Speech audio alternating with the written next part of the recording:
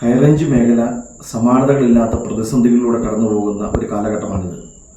നിരവധിയായ ഭൂപ്രശ്നങ്ങൾ കൊണ്ടും നിയമപരമായിട്ടുള്ള സാങ്കേതികതകൾ കൊണ്ടും ഈ പ്രദേശത്തെ ഓരോ ദിവസം ചെല്ലുന്തോറും സങ്കീർണതകൾ മുറുകി വരുന്ന സ്ഥിതിവിശേഷമാണ് ഉള്ളത്.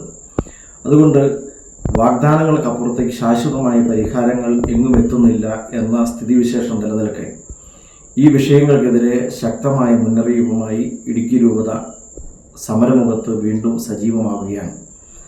ഇവിടുത്തെ നിരവധിയായ ഭൂപ്രശ്നങ്ങൾ, പട്ടയ വിഷയങ്ങൾ, CHR വിഷയങ്ങൾ, നിർമ്മാണ നിരോധനം, വന്യമൃഗശല്യം തുടങ്ങി നിരവധിയായ വിഷയങ്ങളാണ് ഇപ്പോൾ ഹൈറേഞ്ച് ജനതയെ അലട്ടിക്കൊണ്ടിരിക്കുന്നത്.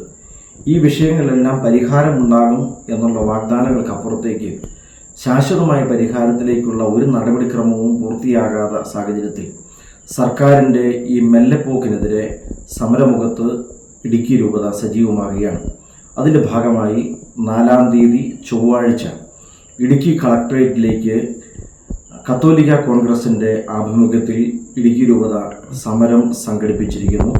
പൈനാവിൽ നിന്നും രാവിലെ 10 മണിക്ക് ആരംഭിക്കുന്ന സമരജാഥ ഇടുക്കി രൂപത മെത്രാൻ അഭിവന്ദ്യൻ മാർ ജോൺ നെല്ലിക്കുന്നേൽ ഉദ്ഘാടനം ചെയ്യും.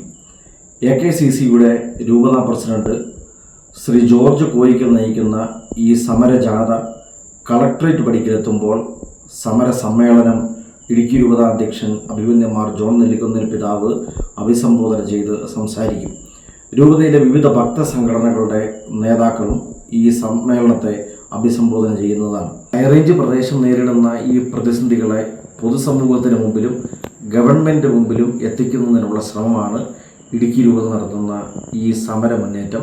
ഈ സമരപരിപാടിയിലേക്ക് ഈ നാട്ടിലെ എല്ലാ വ്യക്തികളെയും ഏറെ സ്നേഹപൂർവ്വം ഞങ്ങൾ ക്ഷണിക്കുകയാണ്.